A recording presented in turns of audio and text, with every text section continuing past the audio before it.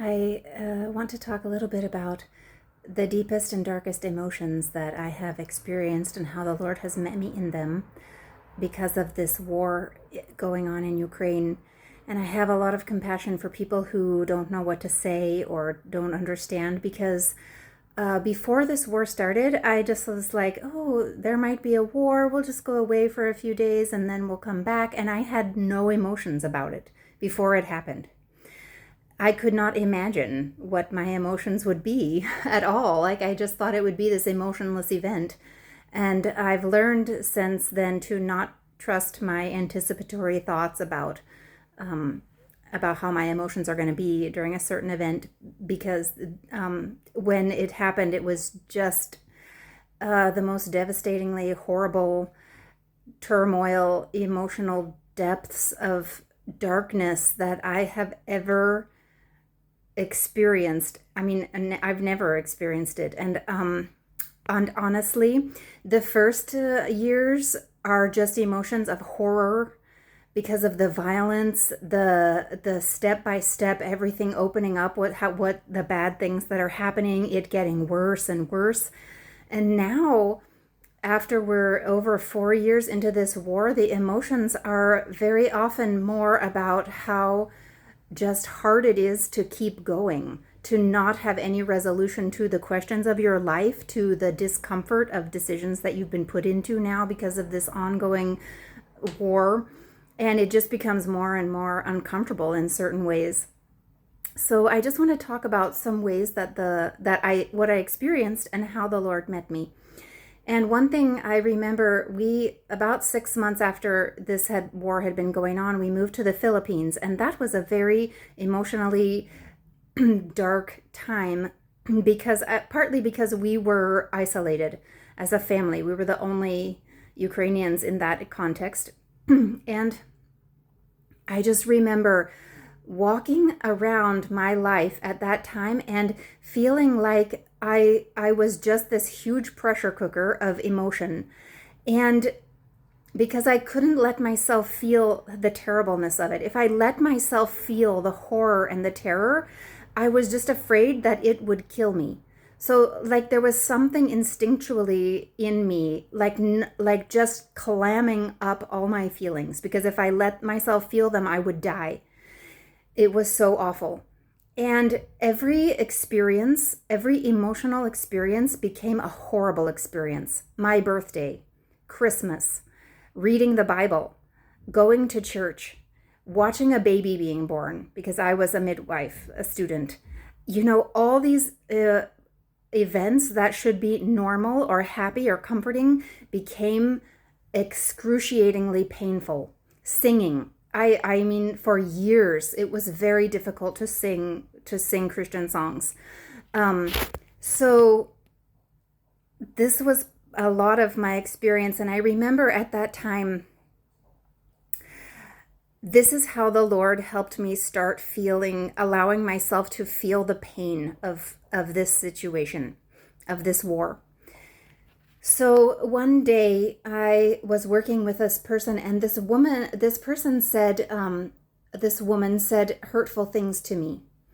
And I was hurt, but I didn't want to let myself feel that hurt because it's just another feeling that you don't want to have. Like you have to be numb and keep functioning because you don't want to feel your feelings because they're also horrible. So I didn't want to feel sad about this. And I didn't want to feel anything. One day I got this email, and I listened through this email was talking about grief, and I had just been praying and asking God just to help me through all of this because I had no idea how to get through all this war. And this email was about grief. So I listened to this, and the man on the podcast was talking about how when Mary was at the tomb, she was crying. The other women had left, and she was there by herself crying, and Jesus appeared to her, and she didn't know it was Jesus. And he asked her, "Why are you crying?" And he just stopped on that question that Jesus asked, and he pointed out that Jesus did not need information from Mary. Like, he knew why she was crying, but he wanted her to share her pain and grief with him. He was asking that question so she would share it with him, what was happening. And after listening to that, I'm sure he explained it much better than I just did, but that's what I took away from it.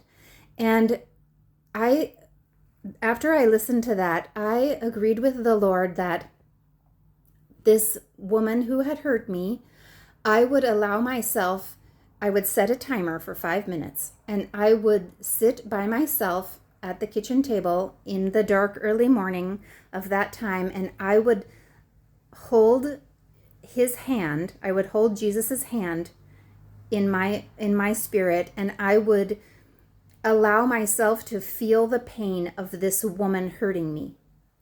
So I did that one morning in the dark. I had to get up very early, and I allowed myself to just let that feeling come. And it came like a wave, and I cried some, and I let that feeling come, and then it came and it went away. Like it came like a wave, and then it went away, and I felt better. And it was after that event that I could start allowing myself to let pain come in waves. Something would happen, and I just learned to let myself cry. I knew that something would happen, and then I would feel like I have to cry. I have to go and cry, and I would just go somewhere. I would sit in a cafe. I would go to the bathroom. I would just let myself feel the tears that were there. And I would let myself feel the tears and come through my body, that sadness, and then come and go out with me. And that was a very real way that God met me at that time in that exceedingly intense pain. And I want to talk about the pain that is now, because now it's a different kind of pain. It's a pain of living a life that's where all my choices are uncomfortable. And I don't know, not ever going home to have a home where you rest, and just it's a different type of pain now, the endurance type of pain, and the type of pain where you feel like you actually might go crazy because this is getting a little too much to deal with. And when I have periods of this type of pain, this is the phrase that the Lord gave me from Psalm 139. It says, "If I go into heaven, you are there. And if I make my bed in Sheol, behold, you are there." And I thought about that in my emotions. I'm just I could be going in my emotions to be great, and I can go to the place of the dead in my emotions, and that's how it feels. And God is there with me. God is there with me in no matter where my emotions take me, God is there with me. And that's the most important thing. And also in that Psalm, I have it open here. I started thinking about this verse where it says, before there is a word on my tongue, behold, O Lord, thou dost know it all. And I have thought many times about how hard it is to put this emotional experience into words. I mean, it's impossible to describe these emotions. You can only show it by crying and wailing and everything, but before there's a word on my tongue, even before I can even make a word from this pain, this emotional experience, God knows it all. Thou dost know it all. You know it all when it's unformed in my words. You know all the feelings. He knows them all. Before I can even form them into words, he knows them. And it's also very comforting. Verse 16, in thy book they were all written, the days that were ordained for me, when as yet there was not one of them. And God ordained these days of this historical time period for me. And then at the very end of this passage, it says, "Search me, O God, and know my heart. Try me and know my anxious thoughts." In another translation, it says, "Know my grievous see if there are any grievous ways. It says, and see if there be any hurtful way in me, like a grievous way. And these emotions left to themselves, they are grievous and hurtful. And they will lead me in those grievous and hurtful ways if God doesn't save me. But he's the only one that can come and save me. It says, and lead me in the everlasting way. And that's really, I just come to that over and over. Like, God, I don't know how to get through this. I can't.